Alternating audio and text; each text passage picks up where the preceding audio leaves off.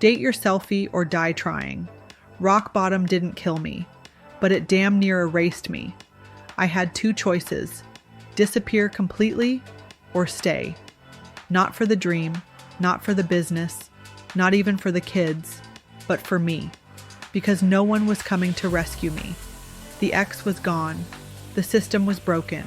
The support was limited. So I did the only thing I could do. I started showing up for the only person I had left. Myself. But let me be clear, this wasn't some glow-up, new year, new me, aesthetic transformation. This was blood, sweat, crying in silence, screaming in pillows, sweating on a stationary bike like it was a lifeboat. I started biking 1 hour a day, every single day. Not because I had a fitness goal, but because it was the only hour I didn't feel like I was drowning. Cardio became my prayer, therapy was the mirror, and self-care wasn't pretty, it was survival. No one handed me a guide. There were no affirmations taped to my bathroom mirror at first, just claw marks, just proof I had tried to crawl my way out of the dark. And then, movement, tiny movements, a walk, a bike ride, a deep breath, a moment where I didn't cry, a moment where I did. I watched my sons grow into men while rebuilding alone, still grieving, still triggered, still raw, but slowly, quietly, rising. I stitched grief into my designs and into the fabric of who I was becoming, literally, as I had designed my father's tombstone, and then my ex-mother-in-law's.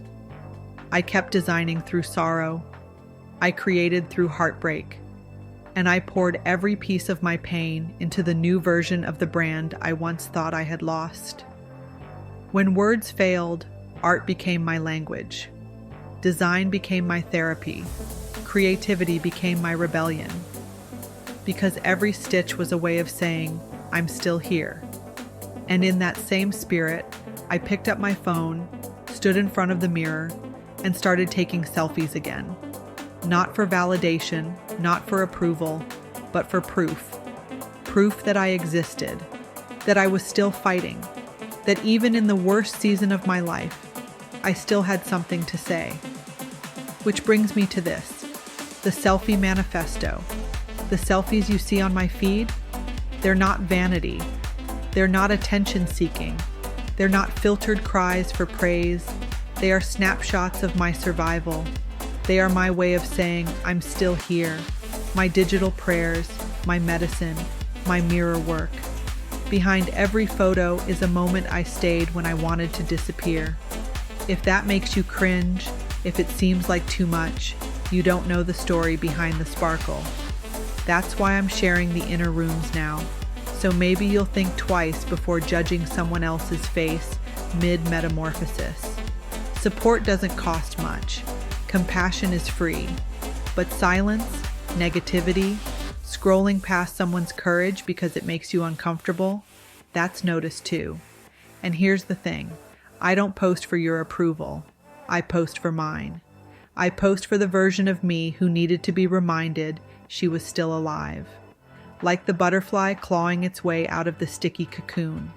I post to mark the becoming, to track my flight, to reclaim my wings, to run like the unicorn spreading rainbow sparkles only I can spread. This isn't a brand strategy, it's resurrection, it's resistance, it's dating my selfie like my life depends on it, because it did.